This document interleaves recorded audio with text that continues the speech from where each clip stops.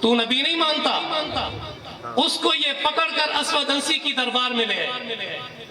جس وقت اسود عنسی کے پاس پہنچا تو اسود عنسی نے دوبارہ اپنا مطالبہ پیش کیا کہ تو مجھے نبی مان۔ اس نے کہا کہ میں صرف محمد عربی صلی اللہ علیہ وسلم کو نبی مانتا ہوں، آپ کے بعد میں کسی کو نبی ماننے کے لیے تیار نہیں۔ اسود عنسی نے اپنے چیلوں سے کہا کہ ایک بڑا ایندھن، لکڑیاں اکٹھی کر کے لے آؤ۔ لکڑیاں اکٹھی کی گئی، بہت بڑا ایندھن جمع ہوا، ان کی آگ جلائی گئی۔ آگ جلانے کے بعد اب اسود عنسی نے حضرت ابو مسلم خولانی رضی اللہ تعالیٰ عنہ سے کہا کہ یہ دیکھا تو نے آگ کو؟ انہوں نے کہا کہ بالکل میں نے آگ کو دیکھا۔ کہا کہ اگر تو اب بھی مجھے نبی نہیں مانتا تو میں تجھے اس آگ کے اندر ڈال دوں گا۔ انہوں نے کہا کہ میں محمد عربی صلی اللہ علیہ وسلم کو نبی مانتا ہوں، میرا اس کے اوپر ایمان ہے، میرا یہ عقیدہ ہے، میں اپنے عقیدے سے نہیں ہٹ سکتا۔ اسود عنسی نے اپنے چیلوں سے کہا کہ اس کو اٹھا کر اس آگ کے اندر ڈال دو۔ حضرت ابو مسلم خولانی رضی اللہ تعالیٰ عنہ کو اس نیت کے ساتھ آگ کے اندر ڈالا کہ تاکہ دوسرے مسلمان اس سے عبرت حاصل کریں گے کہ اگر ہم نے بھی اسود عنسی کو نبی نہ مانا تو یہ ہمیں بھی آگ کے اندر ڈال دے گا۔ کچھ دنوں کے بعد اب یہ بڑے خوش ہو کر وہاں پر پہنچے کہ اب ہم لوگوں کو عبرت کے طور پر یہ واقعہ سنائیں گے، یہ حالات ان کو دکھائیں گے۔ جس وقت اس آگ کے پاس پہنچے، کیا دیکھتے ہیں کہ حضرت ابو مسلم خولانی رضی اللہ تعالیٰ عنہ اس آگ سے نکل کر اپنے کپڑوں کو جھاڑ رہے ہیں، اپنے کپڑوں کو جھاڑ رہے ہیں۔ یہ پریشان کہ یہ کیا ہوا کہ ہم نے تو اس کو آگ کے اندر ڈالا تھا، ہم نے تو یہ سوچا تھا کہ یہ تو آگ کے اندر خاک بن گیا ہوگا، لیکن یہ تو صحیح سالم اسی طرح سے موجود ہے۔ اب اسود عنسی کو اس کے چیلوں نے کہا کہ اب تیرے لیے بہتری اسی بات کے اندر ہے کہ تو اس کو اس ملک سے نکال دے، اس کو جلا وطن کر دے۔ حضرت ابو مسلم خولانی رضی اللہ تعالیٰ عنہ کو وہاں سے نکال دیا گیا۔ اب یہ وہاں سے سفر کرتے ہوئے مدینہ طیبہ کے اندر پہنچے۔ مدینہ طیبہ میں مسجد نبوی کے اندر پہنچے اور وہاں پر پہنچ کر ایک کونے میں نماز پڑھنی شروع کر دی۔ وضو کیا، مسجد کے اندر داخل ہوئے، ایک کونے میں نماز پڑھ رہی۔ ادھر سے حضرت عمر فاروق رضی اللہ تعالیٰ عنہ کا گزر ہوا، دیکھا کہ اجنبی آدمی ہے، کوئی مسافر آدمی معلوم ہوتا ہے، تھوڑی دیر کے لیے ٹھہر گئے۔ آج تو ہم اجنبی آدمی کو دیکھ لیں تو چلے جاتے ہیں، کہیں ایسا نہ ہو کہ ہم سے رہائش طلب کر لی یا ہم سے کوئی سوال کر لے۔ تو حضرت عمر فاروق رضی اللہ تعالیٰ عنہ نے دیکھا کہ اجنبی آدمی ہے، دور دراز کا کوئی سفر کر کے آیا ہے، تھوڑی دیر کے لیے ٹھہر گئے۔ جب وہ نماز سے فارغ ہوئے تو پوچھا بھائی کہاں سے آئے ہو؟ کہا کہ جی حضرت یمن سے آیا ہوں۔ تو حضرت عمر فاروق رضی اللہ تعالیٰ عنہ نے فرمایا کہ بھائی وہاں پر ہم نے سنا ہے کہ ایک جھوٹا مدعی نبوت اسود عنسی نے ایک مسلمان کو اس بنا پر اس مسئلے کے اوپر آگ کے اندر ڈالا کہ اس کا عقیدہ ختم نبوت کے اوپر ایمان تھا، اس نے جھوٹے مدعی نبوت کو نہ مانا، اس کی سزا یہ تھی، اس کا جرم یہ تھا، اس جرم کی بنا پر اس کو آگ کے اندر ڈالا اور سنا ہے کہ آگ نے اس کے اوپر کوئی اثر نہیں کیا۔ تو حضرت ابو مسلم خولانی رضی اللہ تعالیٰ عنہ عرض کرنے لگے کہ ہاں بالکل میں اس آدمی کو جانتا ہوں، اس کا نام عبداللہ بن صوبہ ہے۔ حضرت عمر فاروق رضی اللہ تعالیٰ عنہ کی فراست اپنا کام کر چکی تھی۔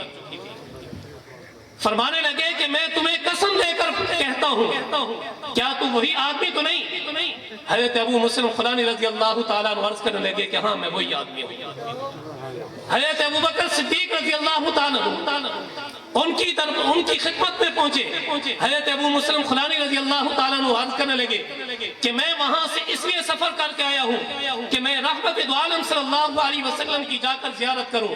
حضرت عمر فاروق رضی اللہ تعالیٰ عنہ نے فرمایا کہ آپ علیہ السلام تو اس دنیا سے پردہ فرما گئے، لیکن اس وقت ہمارے خلیفہ سیدنا ابو بکر صدیق رضی اللہ تعالیٰ عنہ ہے. جب ان کی دربار میں پہنچے تو سیدنا صدیق اکبر رضی اللہ تعالیٰ عنہ یہ فرمانے لگے کہ خدا کی قسم کہ اللہ تبارک و تعالیٰ نے ہمیں دنیا کے اندر ایک ایسے آدمی کی زیارت کرا دی کہ جس کے ساتھ اللہ تبارک و تعالیٰ نے حضرت ابراہیم علیہ السلام والا معاملہ فرمایا کہ جس طرح آپ نے ان کے اوپر کوئی اثر نہیں کیا تھا، اسی طرح اس کے اوپر بھی اس نے صرف آپ علیہ السلام کی عزت و ناموس کی، ختم نبوت کی حفاظت کی، تو اس کی اللہ تبارک و تعالیٰ نے اس کے اوپر آپ کو حرام کر دیا کہ دیکھیں کہ آپ علیہ السلام کی عزت اور ناموس کی حفاظت کی تو اللہ تبارک و تعالیٰ نے اس کے ساتھ حضرت ابراہیم علیہ السلام والا معاملہ فرمایا. تو میرا محترم دوستو، ہمارے ایک بزرگ گزرے ہیں حضرت سید انور شاہ کشمیری رحمت اللہ علیہ، وہ فرمایا کرتے تھے کہ میاں جو آدمی عقیدہ ختم نبوت کی حفاظت کرے گا، کل قیامت والے دن اسے حضور علیہ السلام کی شفاعت نصیب ہوگی.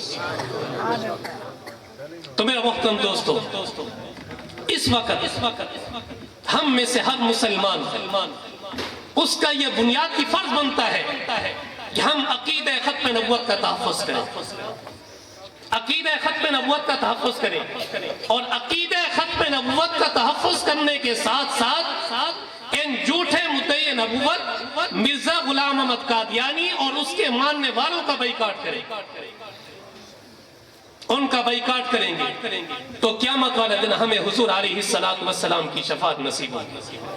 میرا محترم دوستو، ایک منٹ کے لیے ہم اپنے بند کمرے کے اندر بیٹھ کر ایک منٹ کے لیے سوچیں کہ کل قیامت والے دن اگر ہم سے رحمت دو عالم صلی اللہ علیہ وسلم یہ سوال کر لیں کہ میاں اپنی 40 سالہ زندگی میں، 50 سالہ زندگی میں، 60 سالہ زندگی میں میرے لیے کیا لے کر آیا ہے، میرے لیے کیا لے کر آیا ہے، تو ہم اس سوال کا جواب سوچیں کہ کیا ہم نے اس سوال کا جواب تیار کر رکھا ہے کہ یہ نہیں. تو میرا محترم دوستو، اس وقت ہمارے پاس اور کچھ نہیں، صرف اتنی درخواست کر سکیں کہ یا رسول اللہ صلی اللہ علیہ وسلم، اور تو ہمارے پاس کچھ نہیں، صرف اتنی بات ہے کہ ہم نے آپ کی محبت میں آپ کے دشمنوں کا بائیکاٹ کیا تھا. میرا محترم دوستو، اس وقت رحمت دو عالم صلی اللہ علیہ وسلم ہماری شفاعت ضرور فرمائیں گے. تو کیا خیال ہے کہ ان مرزائیوں قادیانیوں کا بائیکاٹ کریں گے کہ یہ نہیں؟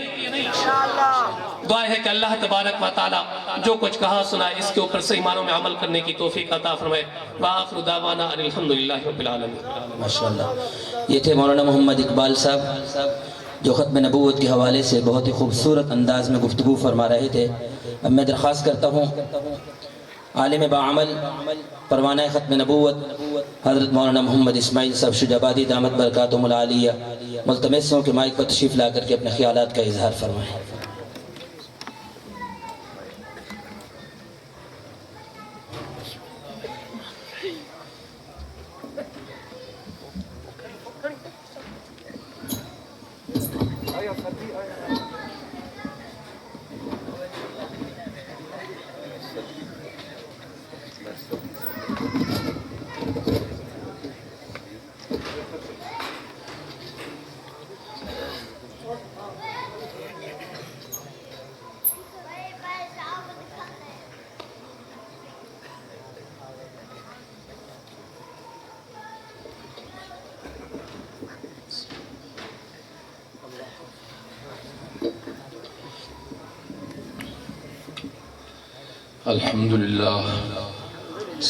الحمدللہ کفا وسلام علی عبادہ الذین اصطفى.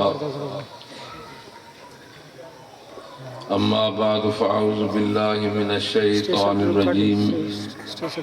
بسم اللہ الرحمن الرحیم. ما كان محمد نبا احد من رجالكم ولكن رسول الله ولكن رسول الله وخاتم النبيين وكان الله بكل شيء عليما. قال النبي صلى الله عليه وسلم إنه سيكون في أمتي 30 كذابون. وفي رواية لا تقوم الساعة حتى يبعث 30 دجالون كلهم يزعم أنه نبي أنا خاتم النبيين لا نبي بعدي. رب اشرح لي صدري ويسر لي أمري واحلل عقدة من لساني يفقهوا قولي. رب زدني علما وارزقني فهما. سبحانك لا علم لنا إلا ما علمتنا إنك أنت العليم الحكيم. إن الله وملائكته يصلون على النبي يا أيها الذين آمنوا صلوا عليه وسلموا تسليما. اللهم صل على محمد وعلى آل محمد كما صليت على إبراهيم وعلى آل إبراهيم إنك حميد مجيد. اللهم بارك على محمد وعلى آل محمد كما باركت على إبراهيم وعلى آل إبراهيم إنك حميد مجيد. ہم نے ہر دور میں تقدیس رسالت کے لیے رسالت کے لیے وقت کی تیز ہواؤں سے بغاوت کی ہے،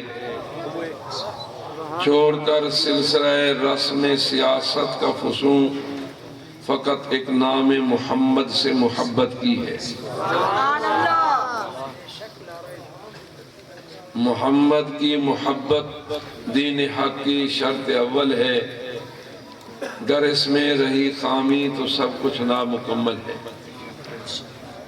صدر ذی وقار قابل سعادت احترام علماء کرام، بزرگان محترم، برادران عزیز، میری خوش نصیبی ہے کہ آج میں اپنے دادا پیر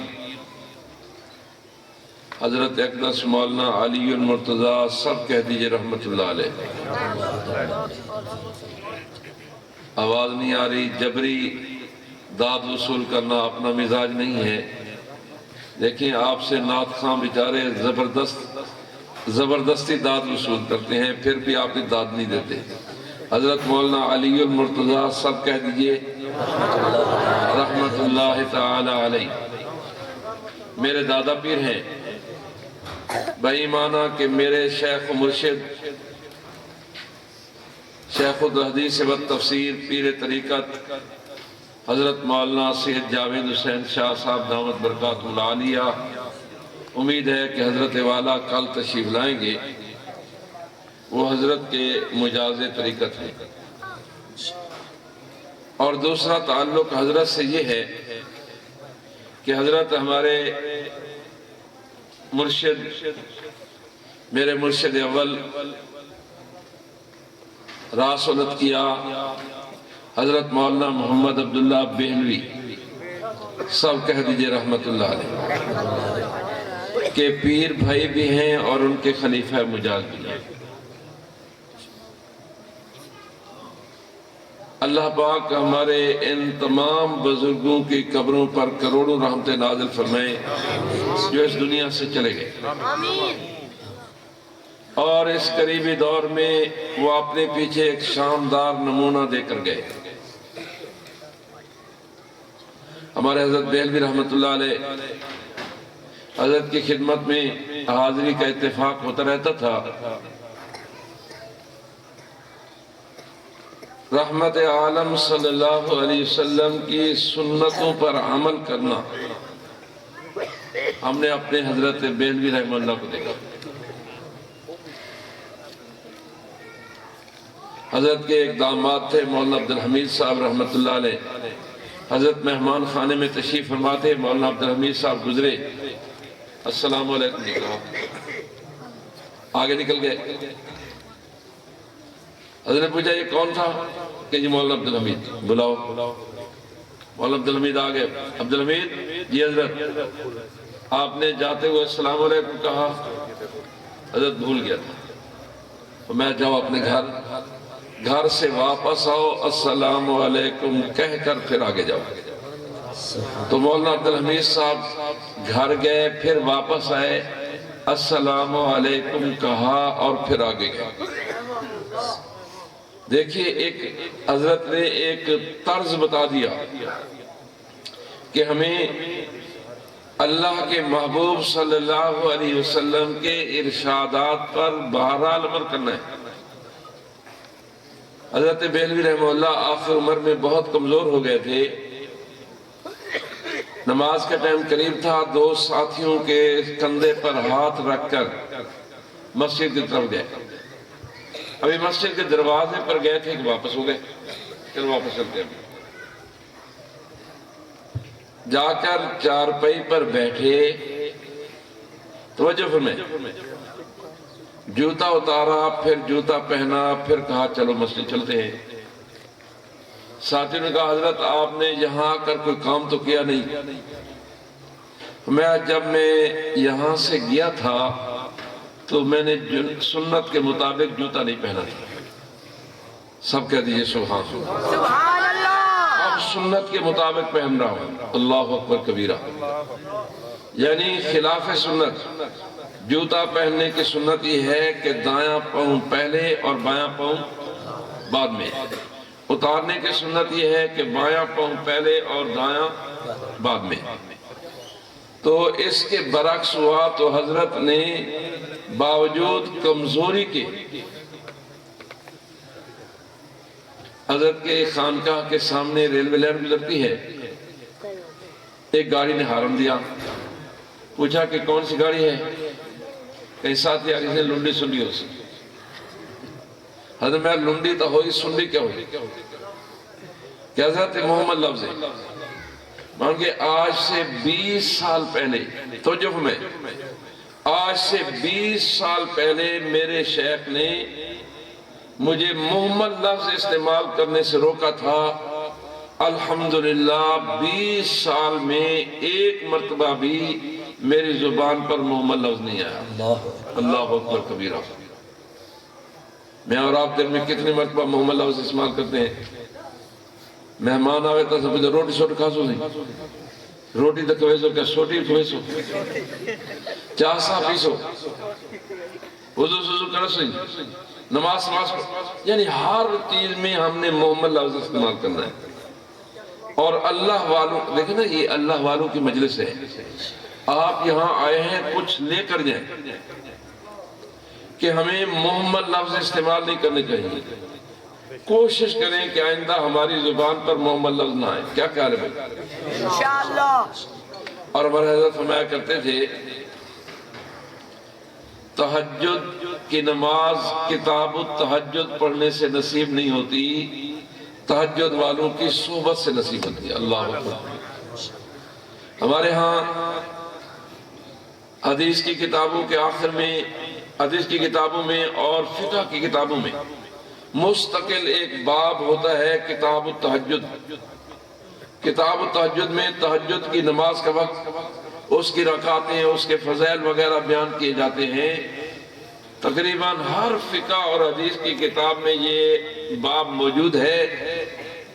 ہم سب پڑھتے ہیں, لیکن تہجد کی نماز نصیب ہوتی ہے تہجد والوں کی صحبت سے. تو تہجد والوں کی صحبت اختیار کرنا یہ اس دور میں بہت زیادہ ضروری ہے. اللہ والوں کی صحبت اختیار کرنا یہ وقت کی ضرورت ہے. حضرت تھانوی رحمہ اللہ کی خدمت میں کسی نے کہا کہ یہ جو حضرت شیخ سعدی رحمہ اللہ فرماتے ہیں یک لحظہ صحبت با اولیاء بہتر 100 سالہ زندگی بیریا. اللہ والوں کی مجلس میں ایک لحظہ,